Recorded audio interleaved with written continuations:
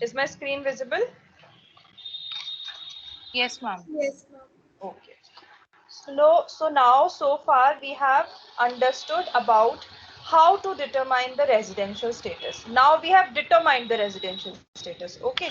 Now we have to check when we have to charge that particular person for whom we have determined the residential status. So this is basically the incidence of tax, that which kind of income will be taxable for that particular person. ठीक है, person में all the 7 categories we have done for individual, HUF, company, association of persons and any other person, right, including body of individuals, artificial juridical person and local authority. So now we have determined about the uh, determination about how we have to check, the residential status. And now we will understand about the relationship between the residential status and the incidence of tax. Okay, so under the Income Tax Act, incidence of a taxpayer depends on the residential status and also on the place and time of accrual or receipt of income. So residential status, we know how to determine it. Okay. Now the next thing that we have to learn is about the place and time of accrual or receipt of income. You know, receipt, when you actually receive the cash or you pay the cash, right? जो आपका cash basis होता है वो सारा receipt basis पे चलता है. Accrual is when you have got the right to receive the amount, right? So ये सारे आपके सेम अकाउंटिंग डेफिनेशंस ये हैं कि अक्रूवल रिसीट या फिर रिसीट जो भी है, दोनों के दोनों आपके टैक्स में रेलेवेंट है, चाहे दोनों में से कोई सा भी हुआ. In order to understand the relationship between residential status and tax liability, one must understand the meaning of Indian income and foreign income. ठीक है? So first, before understanding the relationship and how we have to charge the income, first we will understand what is Indian income and what is foreign income. Indian income is the one which can satisfy any of the following 3 conditions. ठीक है, इनमें से कोई भी satisfy हो जाएगी, हम बोल देंगे it is an Indian income. पहली condition, if income is received or deemed to be received in India during the previous year, and at the same time it accrues or arises or is deemed to accrue or arise in India during the previous year. ठीक है, इसका मतलब है कि जो previous year था, first of all हम हमेशा प्रीवियस ईयर का चेक करते हैं, तो सब कुछ प्रीवियस ईयर के कंसेप्ट में ही वी हैव टू चेक. तो हम प्रीवियस ईयर में देख रहे हैं, अगर हमें कोई भी इनकम रिसीव हुई है, कहाँ पे, इंडिया में. अब हम किसी का सिटीजनशिप नहीं बोल रहे हैं, हम किसी का रेजिडेंशियल स्टेटस नहीं बोल रहे, अभी हम बस ये चेक कर रहे हैं कि जो इनकम रिसीव हुई है वो कहाँ रिसीव हुई है. ठीक है, अगर इनकम इंडिया में रिसीव हुई है या फिर deem to be received in India, ठीक है, अभी there are lot of circumstances which are specified under the Income Tax Act, जिसमें बताते हैं कि what all are the incomes which are considered as deemed to be received in India. ठीक है, so अभी for the time being just learn this thing कि कोई income receive है या फिर deemed to be received in India है during the previous year, and at the same time it accrues means you have got the right to receive that amount. ठीक है, accrues or arises or is deemed to accrue or arise in India during the previous year. अगर इसमें से अगर ये दोनों condition satisfy हो जाती है कि रिसीव है या फिर डीम टू रिसीव है या फिर अक्रू है या फिर अराइज है या फिर डीम टू अक्रू और अराइज है प्रीवियस ईयर में, तो वी से it is an Indian income. ठीक है, दूसरी condition, if income is received or deemed to be received in India during the previous year but it accrues or arises outside India.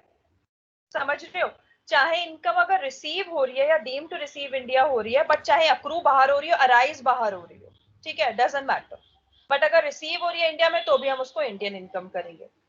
If income is received outside India, अब दूसरा case बन गया कि receive outside India है during the previous year but it accrues or arises or is deemed to accrue or arise in India during the previous year. So in short, दिमाग में बस रखना, अगर इंडिया में रिसीव हो रही है या डीम टू रिसीव हो रही है, अक्रू हो रही है, अराइज हो रही है, डीम टू अक्रू हो रही है या डीम टू अराइज हो रही है, कुछ भी चीज अगर इंडिया में हो रही है ना, एक भी चीज, तो हम बोलेंगे it is an Indian income. ठीक है, या तो सारी चीजें एक साथ हो रही है प्रीवियस ईयर में, या एक चीज प्रीवियस ईयर में हो रही है और दूसरी चीज इंडिया में हो रही है प्रीवियस ईयर में और दूसरी चीज बाहर हो रही है, तब भी इंडियन इनकम है। या फिर पहली चीज बाहर हो रही है और दूसरी चीज इंडिया में हो रही है, तो भी इंडियन इनकम है। इन शॉर्ट, अगर कुछ भी इंडिया में हो रहा है, receive, accrue, deem to receive, deem to accrue, arises, सारी कंडीशंस, अगर कुछ भी एक भी अगर इंडिया में हो रही है ना, तो हम बोलेंगे it is an Indian income. ठीक है, लिखने के लिए you will write it like this because this is what which is given in the tax. ठीक है, ऐसे लिखा ऐसे हुआ है, बट इन शॉर्ट आपका मतलब यही बनता है। ठीक है, फॉरेन इनकम क्या होती है? If the following two conditions are satisfied. Two conditions क्या हो गई? ना तो रिसीव हुई है ना अक्रू हुई है, सब चीजें बाहर हुई है उनमें से, क्योंकि एक भी चीज अगर हो जाएगी ना इंडिया में, तो वो इंडियन इनकम बन जाएगी। तो फॉरेन इनकम क्या है? ये दोनों चीजें ही बाहर हो रही है, मतलब इनकम इज नॉट रिसीव्ड और not deemed to be received in India, and income does not accrue और अराइज और does not deem to accrue और अराइज इन इंडिया। मतलब फॉरेन इनकम वो है जिसमें ना पैसा आपको इंडिया में मिल रहा है, ना आपको राइट इंडिया में मिल रहा है, सब कुछ बाहर हो रहा है। तो इसका मतलब वो फॉरेन इनकम है, क्योंकि यहाँ पे इंडिया में कुछ भी नहीं मिला उस पर्सन को, तो it is a foreign income. ठीक है, अभी हम कंडीशंस चेक करेंगे। बहुत कंडीशंस नहीं, बेसिकली सर्कमस्टेंसेस मेंशन्ड है इन द एक्ट, जिसमें हम ये कंसीडर करते हैं कि वो कौन कौन सी इनकम्स है जिसको हम डीम टू अक्रू इंडिया करते हैं या डीम टू रिसीव इंडिया करते हैं। वो अभी हम आगे जाके करेंगे, बट अभी अपने दिमाग में फॉर द टाइम बीइंग बस ये रखो कि इंडियन इनकम वो है जिसका कुछ भी पोर्शन, चाहे तुम रिसीव करो, चाहे अक्रू है, चाहे डीम टू रिसीव है, चाहे डीम टू अक्रू है, सब इंडिया में है। कोई भी एक चीज अगर इंडिया में, तो अगर कोई भी चीज इंडिया में नहीं है तो वो फॉरेन इनकम। क्लियर है सबको?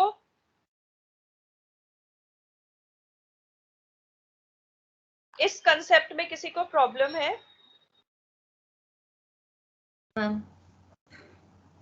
यस।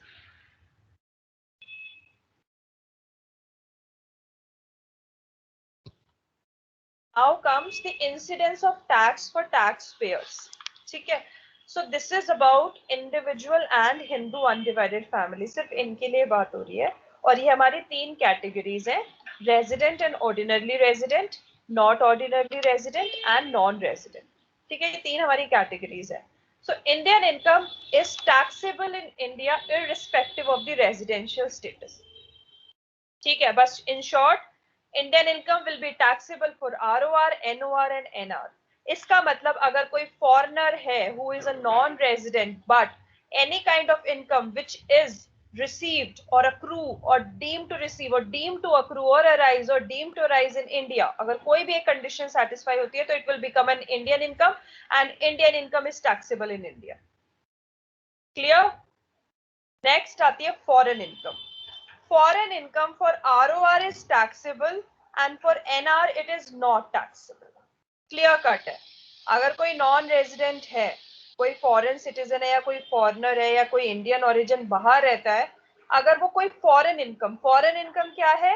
जिसका इंडिया में ना तो रिसीव्ड हुआ है, ना अक्रू हुआ है, ना अराइज हुआ है, ना इन सबका डीम हुआ है, कुछ भी नहीं हुआ है, तो वो definitely is not taxable for those people, right? So it will not be taxable for the NR, but it will always be taxable for the resident and ordinarily resident। मतलब वो रेजिडेंट है इंडिया का और वो ordinarily resident भी है, वो कोई भी बाहर की इनकम अगर कोई भी वो कमा रहा है तो इंडिया में उसका टैक्स देना पड़ेगा उसको, क्योंकि वो आरओआर है। ठीक है, सो आरओआर के लिए फॉरेन इनकम भी टैक्सेबल है। और जो रेजिडेंट है बट नॉट ऑर्डिनरली रेजिडेंट है, उस केस में सिर्फ दो केसेस ऐसे हैं स्पेसिफाई आपके एक्ट में जिसमें वो टैक्सेबल होंगे, अदरवाइज वो भी नॉट टैक्सेबल है। वो दो केसेस कौन से हैं? If it is a business income and business is controlled Holi और पार्टली फ्रॉम इंडिया। मतलब कोई भी बिजनेस है उसका, उस बिजनेस से रिगार्डिंग वो पैसे कमा रहा है, कहाँ पे? बाहर। बाहर ही रिसीव हो रहे, सब कुछ बाहर हो रहा है, तभी तो फॉरेन इनकम है ना। But that business is controlled Holi और पार्टली फ्रॉम इंडिया। मतलब या तो पूरा है, कुछ भी अगर कुछ भी कंट्रोल्ड हो रहा है इंडिया से, तो it will be a taxable for NOR. और दूसरा क्या केस कहता है? If it is the income from a profession which is set up in India. इसका मतलब जो भी प्रोफेशनल सर्विसेज आप दे रहे हो ना बाहर, सारी इनकम बाहर रिसीव हो रही है, बट अगर वो प्रोफेशन इंडिया में सेटअप है ना, तो you have to pay tax to the government, so it will be taxable for NOR. इसके अलावा कोई और अदर इनकम हो, चाहे सैलरी इनकम हो, चाहे रेंट इनकम हो, चाहे इंटरेस्ट इनकम हो, चाहे कैपिटल गेन्स हो, कुछ भी टैक्सेबल नहीं होंगे NOR के केस में.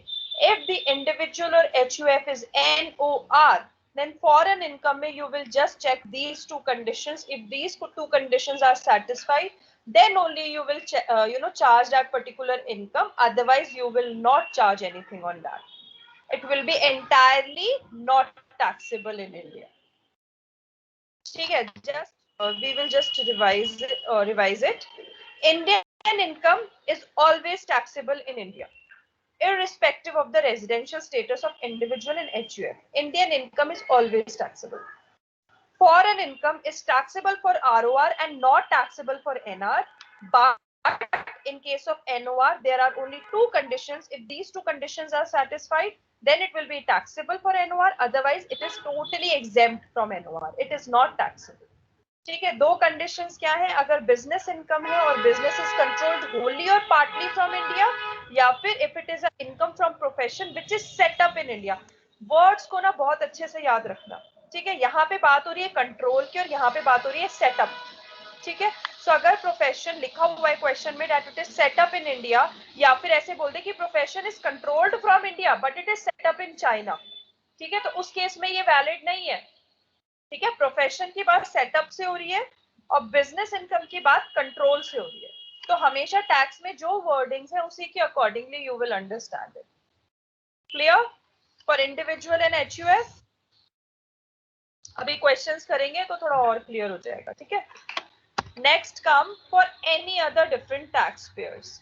ठीक है, this is for company, partnership firm, cooperative societies, association of person, body of individuals, local authority, artificial juridical, सब आ गए. इस केस में बहुत सिंपल है. इंडियन इनकम तो इज ऑलवेज टैक्सेबल, चाहे रेजिडेंट हो चाहे नॉन रेजिडेंट हो. फॉरेन इनकम रेजिडेंट के लिए टैक्सेबल है बट नॉन रेजिडेंट के लिए इट इज नॉट टैक्सेबल. ठीक है, तो रेजिडेंट के लिए तो हमेशा इनकम आपको चेक भी नहीं करना है कि चाहे फॉरेन है चाहे इंडियन है, अगर प्रीवियस ईयर में है तो टैक्सेबल है. बट नॉन रेजिडेंट के केस में फॉरेन इनकम नहीं होगी टैक्सेबल, इंडियन इनकम होगी.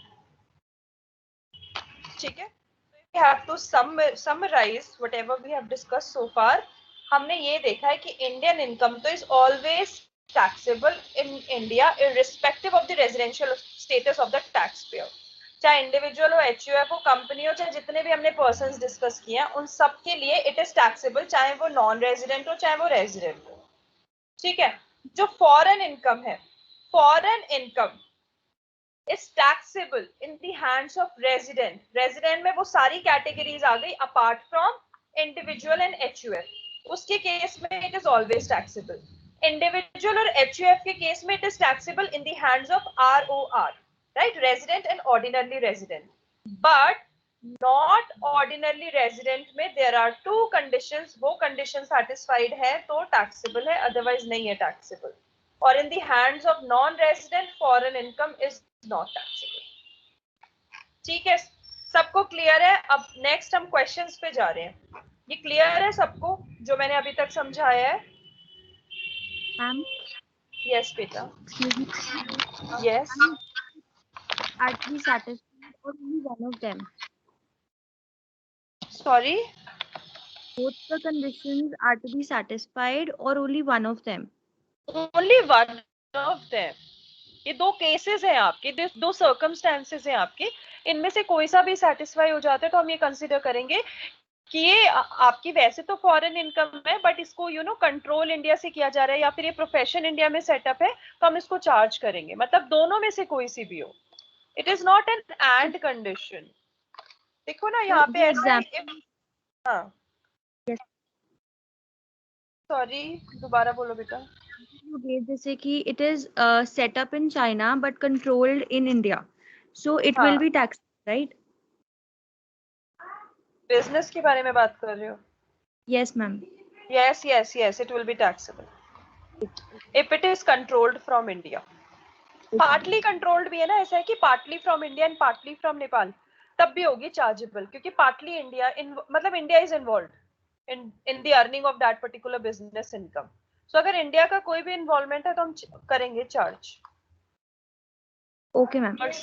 ठीक है. और प्रोफेशनल इनकम का सेटअप है कि उनका सेटअप कहाँ पे है वो प्रोफेशन. अब जैसे प्रोफेशनल सर्विसेज होती है ना, कंसल्टेंसी सर्विसेज, डॉक्टर, टीचर, ये सारी प्रोफेशनल सर्विसेज में आता है. अगर उसका पूरा सेटअप इज इन इंडिया तो हम बोल देंगे कि चार्ज होगा आपके टैक्स में, भले ही आपकी फॉरेन इनकम है, मतलब ना तो रिसीव हो रही है, ना अक्रू हो रही है, ना अराइज हो रही है, ना डीम टू रिसीव है, ना डीम टू अक्रू है, ना डीम टू अराइज है, कुछ भी नहीं है इंडिया में, फॉरेन इनकम है, बट फिर भी हम चार्ज करेंगे क्योंकि आपका प्रोफेशन इंडिया में सेटअप है. ठीक ओके है. Ma'am. Yes ma'am. Okay. Now, first question. You have to segregate the information in this particular format. Okay. First, you have to understand whether it is an Indian income or foreign income. Then you have to understand what it will be the case in case the individual. Okay. Suppose the individual की बात हो रही है. If the individual is ROR, if the individual is NOR, or if the individual is NR. सबके cases में आपको बताना है. ठीक है. So first is rental income of rupees 40,000 is received in India on May 10, 2020. So सबसे पहले तो ये बताओ whether it will be an Indian income or foreign income. Indian income. Indian income because it is received in India. Perfect. So whether it will be chargeable in case of ROR, Yes, ma'am. Yes, NOR, ma'am. NOR, Yes, ma'am. Yes, ma'am. NR. Yes, ma'am. Yes, ma'am. Okay. So since it is Indian income, then we don't have to spend any time. We just write yes, yes, yes, because it is always chargeable to tax. Next, padho. Interest income of rupees 40,000 accrues in India on May 10, 2020. Is it an Indian income or a foreign income? Indian income. Indian income. Indian income because it accrues in India. So it is Indian income. अब कुछ सोचना नहीं है. Yes, yes, yes. ठीक है. Next है income of rupees 40,000 is deemed to be received in India on March 10, 2020. So what is this? Indian Indian income. Indian income. So will it be chargeable to tax Yes, ma'am. for the previous year 2021?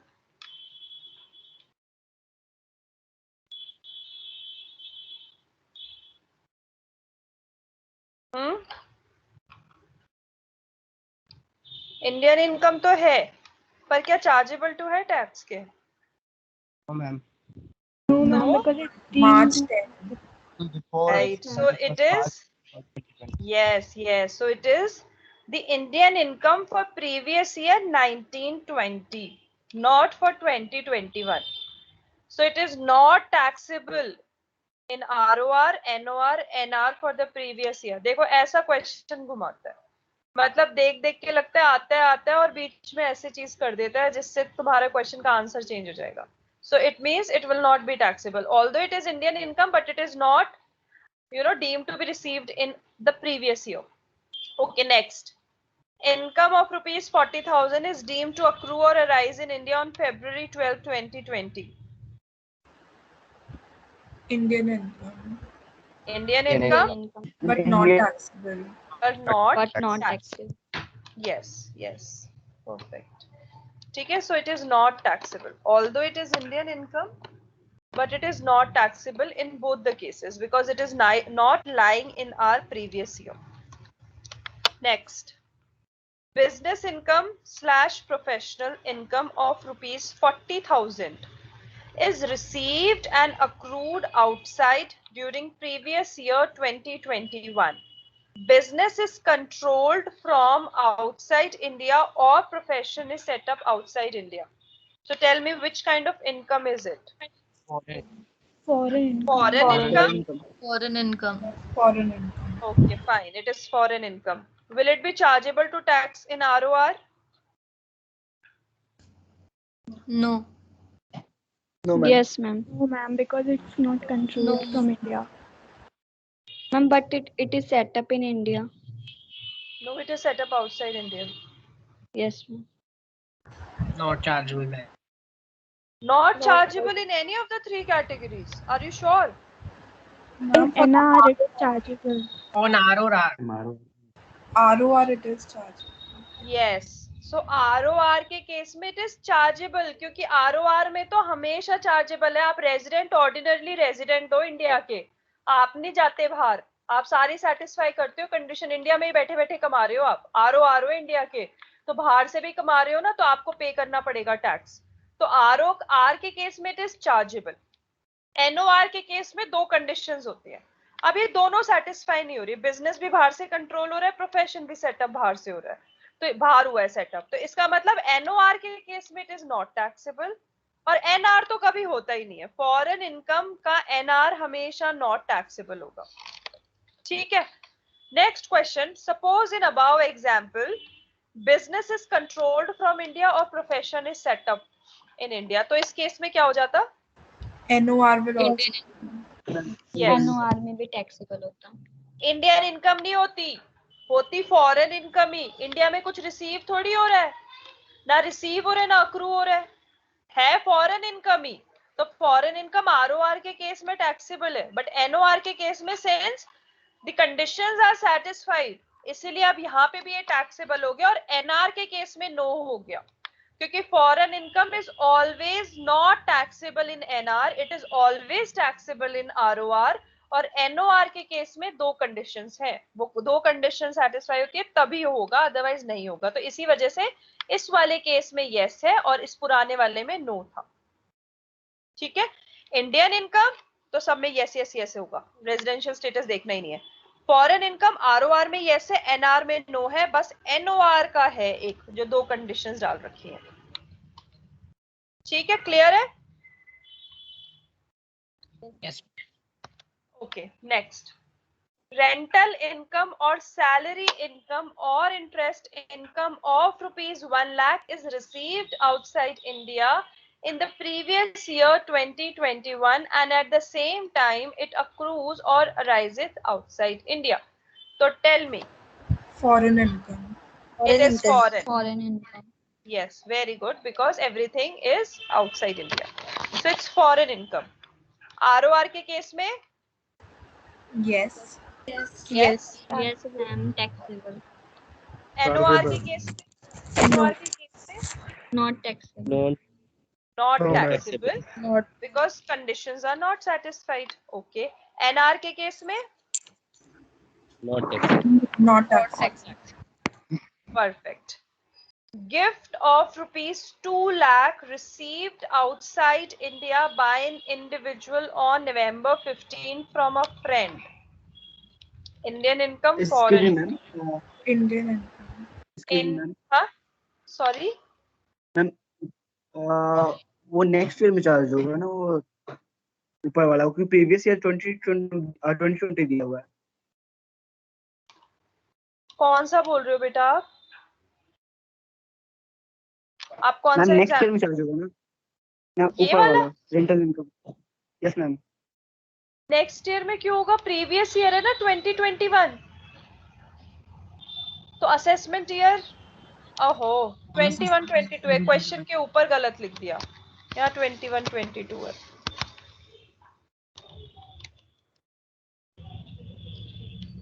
तो ये next year नहीं होगा, इसी हमारे previous year 2021 की तो बात हो रही है इसमें.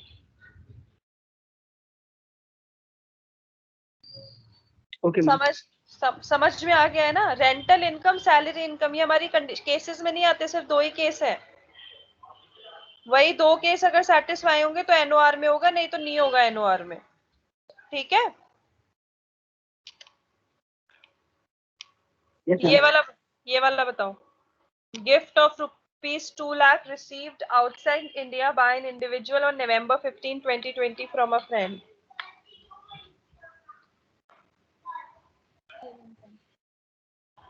हाँ,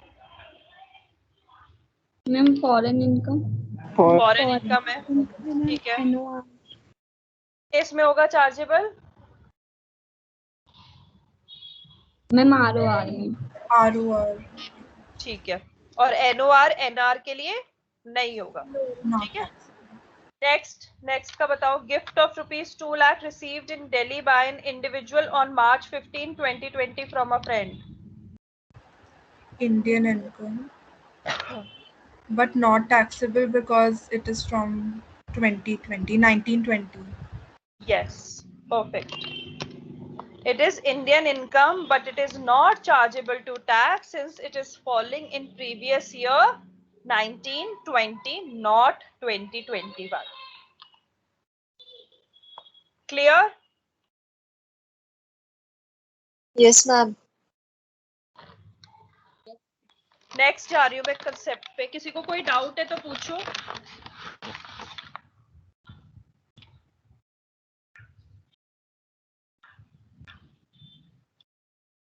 हम ये लास्ट वाला रिपीट कर दीजिए। ये वाला गिफ्ट वाला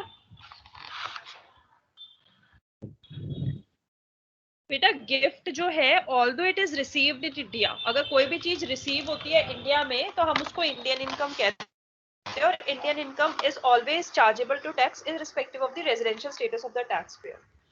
बट ये जो रिसीव हो रहा है ना, ये हमारे प्रीवियस ईयर में रिसीव ही नहीं हो रहा है, ये हो चुका है प्रीवियस ईयर 1920 में, तब टैक्सेबल हो चुका है। अब हम अपने थोड़ी असेसमेंट ईयर में इसको टैक्स करेंगे। Although it is Indian income, but it is not taxable। जब आपके पास यहाँ पे नंबर्स होंगे ना, जब आप ऐड करोगे टोटल कि ROR का इतना टोटल इनकम बैठ रहा है, NOR का इतना टोटल बैठ रहा है, NR का इतना टोटल बैठ रहा है। ठीक है, अभी तो मैंने जो क्वेश्चन करा है इसमें बस आपको यस नो पता है। ठीक है, कि इसको करना है, इसको नहीं करना है। तो इस केस में जैसे ऐसे क्वेश्चंस आते हैं ना, तो यहाँ पे आप ब्लैंक छोड़ोगे because it is not following in your previous year. हमेशा एक साल लेकर ही चलना है आपको। ठीक है, तो जो आपका प्रीवियस ईयर है ना, हमेशा कैलकुलेशन इस हिसाब से होंगी कि आपका जो प्रीवियस ईयर, तभी तो अक्रू कंसेप्ट है ना, कि चाहे तो रिसीव हो चाहे राइट भी मिल जाए चाहे अक्रू भी हो जाए वो इनकम, अगर वो प्रीवियस ईयर में हो रहा है ना ऐसा कुछ भी, तो ही हम चार्ज करते हैं टैक्स में, अदरवाइज हम उस इनकम को नहीं करते हैं चार्ज। ठीक है, ठीक है ma'am. Okay, next is what is the receipt of income. हमें बोलते हैं ना, if income is received in India it is chargeable to tax irrespective of the residential status, है ना। तो what are the different categories of if in which we can be sure that it is received in India? So there are 4 categories. What is receipt, what is remittance? ठीक है, remittance भी तो यही होता है ना, पैसा इंडिया में आ रहा है, but there is a difference. Cash versus kind, receipt versus accrual, actual receipt versus deemed receipt. ठीक है, तो इसमें आपके सारे केसेस डिस्कस होंगे। First is receipt versus remittance. The receipt of income refers to the first occasion when the recipient gets the money under his control. ठीक है, मतलब उसको पैसे दे दिए, उसके हाथ में पैसे आ गए हैं, उसके बैंक अकाउंट में पैसे आ गए हैं, उसके कंट्रोल में आ गए हैं, तो we say that it is a receipt of income because this is the first occasion, उसने पैसे दिए, हमारे पास आ गए। If when you have got the amount under control, you have received the amount, and then out from that amount if you are making any kind of remittance or transmission of the amount to other place, then it does not result in receipt at the other place. ठीक है, अब suppose कोई बाहर था, ठीक है, बाहर उसको सैलरी मिली, सपोज $1 लाख, कोई यूएस में था, $1 लाख जो उसको मिले हैं, वो फर्स्ट ओकेशन थी, उसके अकाउंट में $1 लाख आए उसके एम्प्लॉयर से, that is the first occasion. उसके बाद out of that $1 lakh he has remitted say $20,000 to his mom's account who is residing in India. ठीक है, so this is a remittance, right? ये रिसीट नहीं है, दिस इज अ रेमिटेंस, कि वहां पे बैठा हुआ जो फर्स्ट ओकेशन पे जिसको कंट्रोल मिला था मनी का, उसने जो भेजा है, this is a remittance. It does not mean that the person has received that particular amount in India. India में वो चार्जेबल नहीं होगा क्योंकि it is not in the category of receipt of first occasion, it is the category of subsequent transmission of the amount. ठीक है, second third जो भी आप सपोज इंडिया में आया, उसने आउट ऑफ $20,000 $10,000 अपनी बेटी को भेज दिया जो कनाडा रहती थी, ऐसे करके हो रहा है. So these are all the transmissions. It will never be considered as receipt. Receipt मतलब the first occasion when you have got the money under your control. ठीक है. So an income received, for example, $45,000 in USA on May 16, 2020. Out of these dollars, he remits rupees 50,000 to India on May 18, 2020. In this case, what we will consider that the income received outside India on May 16, 2020 only. हम remittance को consider करेंगे ही नहीं. ठीक है. तो कहीं पे भी वर्ड अगर रेमिटांस आ जाता है तो हम नहीं करेंगे. हम हमेशा क्या चेक करेंगे, फर्स्ट ओकेजन क्या था. अगर फर्स्ट ओकेजन में बाहर ही मिली है तो हम यही कहेंगे कि income is received outside India, it's an foreign income. ये इंडियन इनकम नहीं बनेगी. जस्ट बिकॉज उसका रेमिटांस इंडिया में रिसीव हो रहा है हम उसको इंडियन इनकम नहीं कहेंगे. ठीक है. नेक्स्ट आता है आपका cash versus kind. So it does not necessarily mean that the income should be received only in cash. It could be in any other form. It could be in kind also. ठीक है. So for example, if case a value of a residential house provided to an employee is taxable as salary in the hands of employees, though the income is not received in cash. So अगर कोई भी in kind में कोई भी आपको चीज मिलती है, जब भी मिलती है, वो आपके टैक्सेबल होगी. सो इट्स नॉट नेसेसरली कि आपके खाली कैश या आपका बैंक बैलेंस या कोई अकाउंट ट्रांसफर ही आपका होता है. आपको कोई भी चीज अगर मिलती है, आपको चाहे हाउस मिले, कार मिले या कोई अदर टाइप के बेनिफिट्स मिलते हैं, किसी भी टाइप के वाउचर्स मिले, ये सारे टैक्सेबल होते हैं. ठीक है. Third is receipt versus accrual. Okay? So receipt is not the only test of chargeability to tax. If income is not taxable on receipt basis, it may be taxable on accrual basis. So income accrued in India is chargeable to tax in all cases irrespective of residential status, and the words accrue and arise are just used in contradistinction to the word receipt. Okay? So never ever bother to find the distinction between accrue and arise. They both mean the same thing and their use is just to make it little bit different from the word receive. तो accrue हो चाहे arise हो, मतलब receive नहीं हो रहा है but accrue और arise भी हो रहा है, तो भी we'll say that it is received in India. ठीक है. So income is said to be received when it reaches the assessee. It means when the right to receive the income becomes vested in the assessee, we say it is accrue or arise. ठीक है. कि भले उसको मिला नहीं है but right उसके पास आ गया, वो उसको मतलब जैसे देखो सपोज मैं सैलरीड एम्प्लॉय हूँ, तो मेरी सैलरी हर मंथ में से फर्स्ट और starting day of the month, जो भी working day of the month होता है, उसमें मेरी सैलरी अक्रू हो जाती है. मतलब मुझे राइट मिल जाता है, भले ही वो मुझे 10 दिन बाद मिले. ठीक है. Doesn't matter. मेरे को एक तारीख को मेरी सैलरी अक्रू हो जाती है, मतलब मुझे राइट मिल जाता है. भले ही मैं नेक्स्ट 10 डेज में ये मतलब कॉलेज छोड़ भी दूं, फिर भी मुझे वो मिलेगा क्योंकि मेरा हक आ चुका है उसको. ठीक है. मुझे राइट मिल चुका है कि ये पैसा मेरा है और वो फर्स्ट को मिल जाता है. सो अक्रू मतलब when you got the right that this is my amount and I will take it, so this is accrual income. ठीक है. सो चाहे रिसीट हो चाहे अक्रू हो, आपकी इनकम अगर प्रीवियस ईयर में हो रहा है, आपके पास राइट हो रहा है या आपको रिसीव हो रहा है, तो आपकी वो इंडियन इनकम ही मानी जाएगी. Now the actual receipt versus deemed receipt. So it is not necessary that an income should be actually received in India in order to attract the tax liability. An income deemed to be received in India in the previous year is also included in the taxable income of the assessee. An Income Tax Act enumerates the following as income deemed to be received in India. So there are 5 categories. ठीक है. In 5 categories specifically tax में लिखी हुई हैं कि अगर ये satisfied हैं, इनमें से कोई भी satisfied है, तो it is a deemed receipt, although the person has not received it yet, but it is deemed receipt. So कौन सी category है? First is excess contribution of employer in the case of recognized provident fund, that is the amount contributed in excess of 12% of salary. ठीक है. So as per the current rule, this is the minimum, that is 12% of salary ना हमेशा हर employ की ना provident fund में जाती है, contribute करता है एम्प्लॉयर 12%, और 12% ही एम्प्लॉय करता है। यूजुअली प्रोविडेंट फंड में यही रूल लगता है।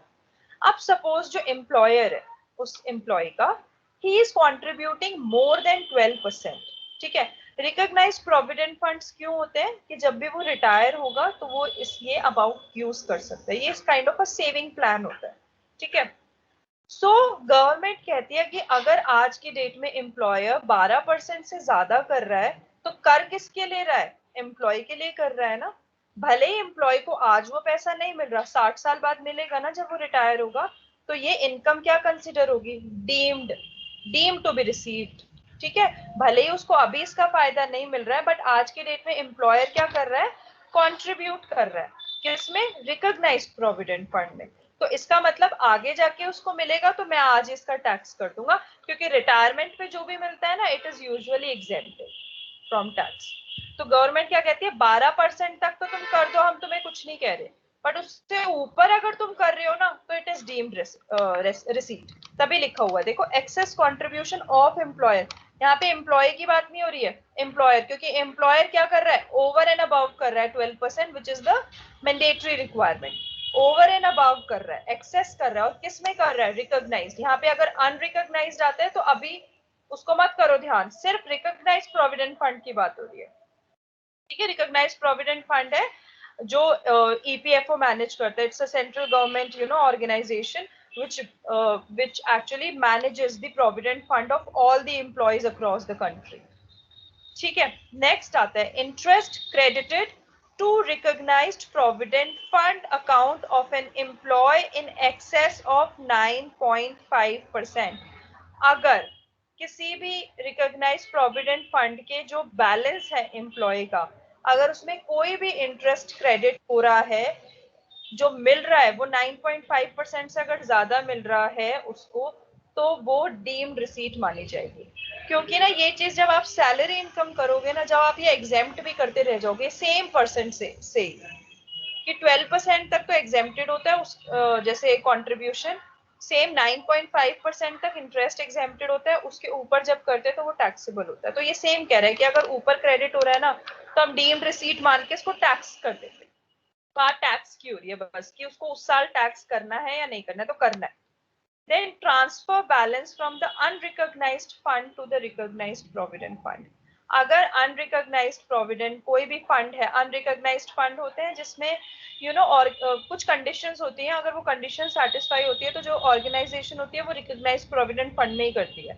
बट कुछ ऐसी कंडीशंस होती हैं अगर नहीं सेटिस्फाई हो पाती हैं तो उनके लिए मैंडेटरी नहीं होता है। उस केस में वो क्या कर सकती है, वो कोई unrecognise is the one which is not recognised by the Indian by the income tax authorities उसको रिकॉग्नाइज नहीं करती है।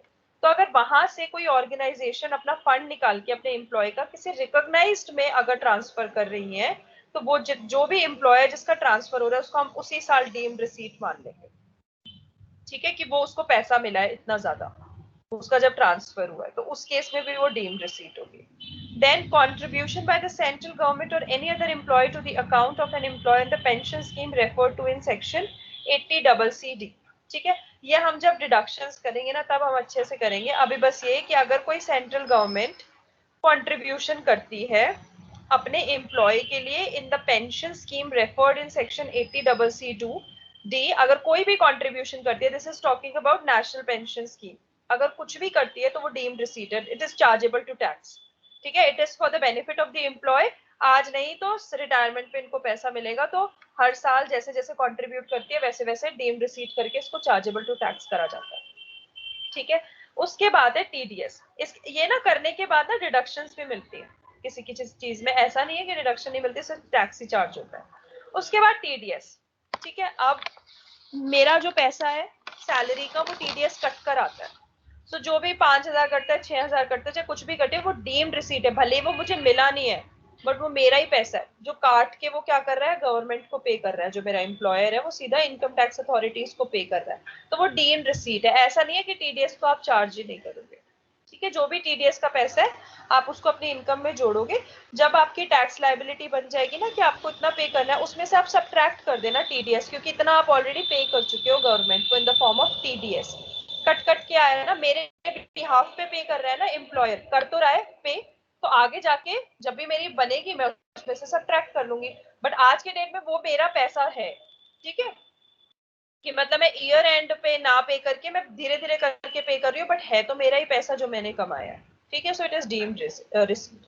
सो अभी फॉर द टाइम बिंग सिर्फ ये 5 कंडीशंस याद कर लो, सिर्फ याद कर लो, ज्यादा इन डेप्थ में जाने की जरूरत नहीं, क्योंकि सैलरी में होगा अच्छे से डिस्कस, ठीक है।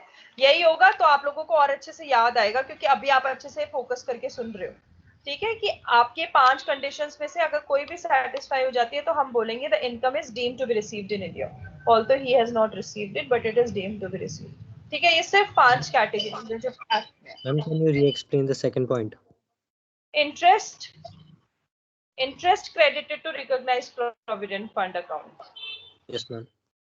देखो तुम्हारा ये जो ईपीएफ होता है ना, ये जो सेंट्रल गवर्नमेंट है ना, ये अपने बजट्स में बताती है, जो फाइनेंस बजट आता है ना इसमें हमेशा बताते हैं कि अब इस क्वार्टर में इतना इंटरेस्ट मिलेगा, इस क्वार्टर में।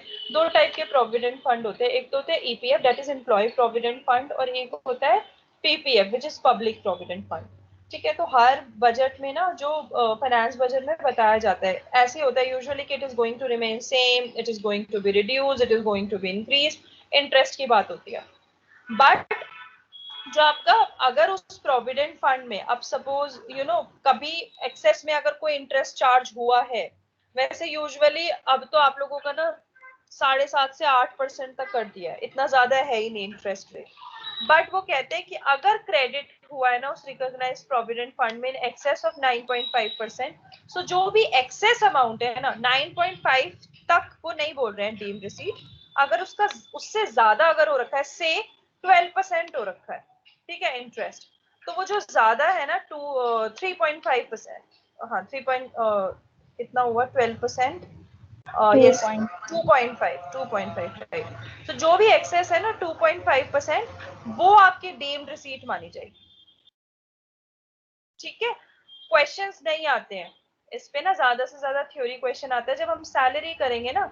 सो सैलरी में ये सब हमें और अच्छे से आएगा कि एक्स्ट्रा होता है तो हम कैसे इसको चार्ज करते हैं। जब सैलरी पढ़ेंगे ना हम कैलकुलेशन, उन सब में ये चीजें आएंगी जिसमें हम इसको चार्ज करते चले जाएंगे और अप टू 9.5% का उसको एग्जेम्पशन देते जाएंगे, या कॉन्ट्रीब्यूशन में अप टू 12% तक का हम उसको एग्जेम्पशन देंगे, ठीक है। सो इसका मतलब है कि हम एग्जेम्पशन दे रहे हैं इतना, इससे ज्यादा मतलब चार्जेबल टू टैक्स है। क्लियर कट यही हुआ ना, डीम्ड रिसीट हो गया ना, मतलब डीम्ड रिसीट है, भले आपको मिल नहीं रही है, आपके अकाउंट में जा रही है, आपको बाद में मिलेगी, बट आपको मिल रही है, ये आप ही का पैसा है, तो आप चार्ज टैक्स पे करो ना, ये बात होती है बस, Okay, ma'am. ठीक है। So next come the question, what is income deemed to accrue और अराइज इन इंडिया, ठीक है। डीम्ड टू अक्रू और अराइज है, अभी क्या कर रहे थे हम, रिसीट के बारे में कर रहे थे, receive or deem to be receive, right, जिसमें हमने कैश और काइंड भी देखा, हमने रिसीट वर्सेस रेमिटेंस भी किया।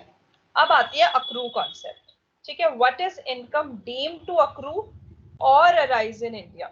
सो this is specified under section 9 of Income Tax Act, that there are certain categories of income which are deemed to accrue or arise in India, even if they are actually accrue or arise outside India। मतलब कुछ conditions हैं, अगर वो condition satisfy हो जाती है तो हम कहेंगे ये इंडिया में ही हो रही है, भले इसका पैसा वैसा सब कुछ बाहर, जिसको राइट मिल रहा है वो भी सब बाहर हो रहा है, बट हम ये बोल रहे हैं नहीं ये इंडिया की है, ठीक है। सो इसमें है टोटल आपकी 7 categories. Income from business connection, income through or from any property, asset or source of income in India, income through transfer of capital assets situated in India, income under the head salaries, salaries payable abroad by the government to a citizen in India, dividend paid by an Indian company, income by way of interest, royalty and technical fees, okay। So I am giving you 5 minutes of break, इसके बाद we will understand each of them in detail and then we will do the questions, ठीक है। अभी it is a big concept, so I want to go through in at one go. ठीक है, अभी आपका 1 घंटा होने वाला है, तो अभी मैं 5 minutes का I am giving you a break, उसके बाद वी विल स्टार्ट.